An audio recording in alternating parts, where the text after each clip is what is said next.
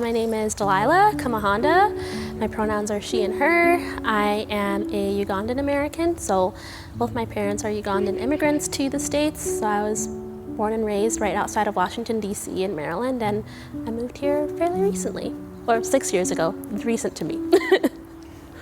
My first experience with Pride was by accident, actually. I was taking summer classes and just focused on that and work, and I was walking downtown and I heard a lot of music and a lot of noise. I wonder what that is.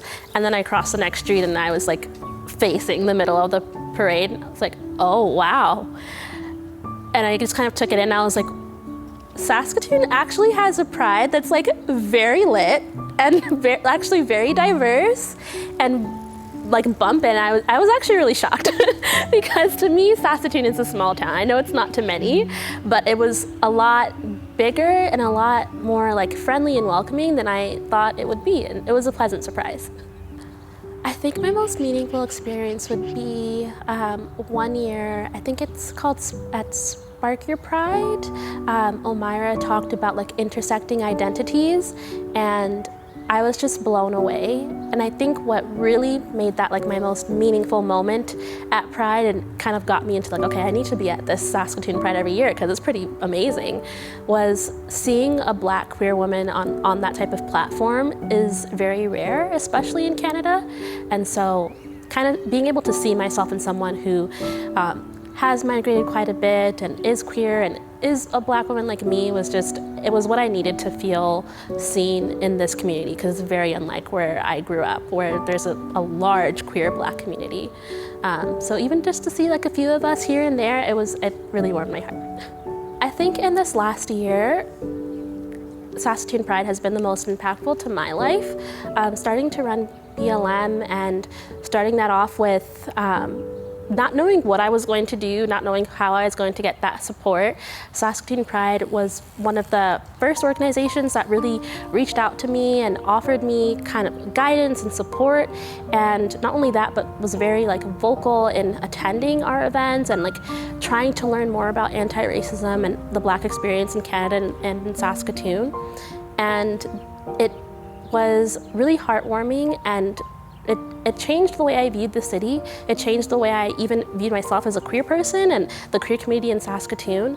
And I think that's because there can be kind of this back and forth of comparing oppressive struggles, but there are people like me who exist in those intersections, and to see that they were understanding of that and also embracing of the fact that queer Black people exist, and if they don't feel like their lives matter, if they don't feel safe in our community, then that's a problem. So that's what I really enjoyed about this past year, getting to really know people within Pride and getting to learn more about Saskatoon Pride has really changed the way I view it.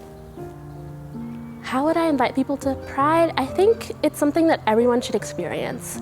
I think we have to understand that there are people who are really struggling with their identity. There are people who are really struggling with how people perceive their identity, and that when we show up to Pride, it's fun and it's a party and it's partaking in something bigger than yourself, but it's also showing people that they matter and that their identity is valid, and there's people out there who don't think that anything is wrong with them. There's people out there who are going to accept them as they are, whether you're queer or not. It's a fun experience, but it's also a really uplifting experience for those people who don't feel seen every other month in the year. If there's one last thing I want to say about Pride, it's that we have to remember how it started. We definitely have to remember that every day that we exist as we are, queer, two-spirit, trans, non-binary, we're existing in a form of resistance. And although that can be difficult, it definitely does not go unseen, whether you're visible or not. It definitely doesn't go unseen, because existing as we are, feeling the way we feel, embracing who we are, whether or not people agree with it or like it, it's so important. So many people have fought for what we have today. So many Black and brown people have died for us to be where we are today. And not only is Pride an act of resistance, it's an act of thanking them for the struggle that they really put in for us to be where we are. And I am fortunate enough to have people within the Black queer community like Audre Lorde and James Baldwin who really paved the way for what I'm doing today.